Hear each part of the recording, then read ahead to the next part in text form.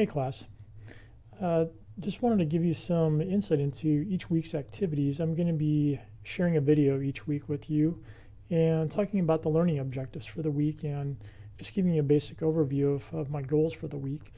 And as you can see, the class is laid out in using the DMAIC approach. So we've got 5 weeks, there's 5 phases to the Lean Six Sigma approach to problem solving, which is great. So each week we're going to be covering one of the phases, this first week being the define phase.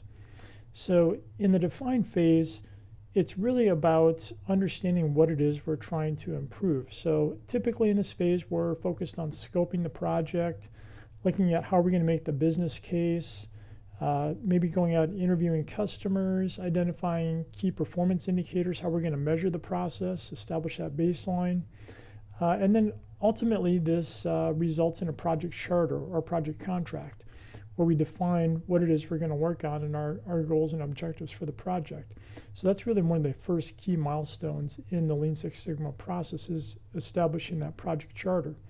So this first week's assignment is to essentially share with the group, share with me, what you've done with your project in the define phase and how you've gone through this process of understanding, what is the problem, what is the business case that you're using to establish the need to fix the problem, and how are you going to measure that, and then documenting that in your project charter and actually kicking off your team and starting that process of working through the DMAIC process. So ultimately that's the end result we're looking for in this first week, is how have you defined your project, and sharing that with the group and sharing that with me.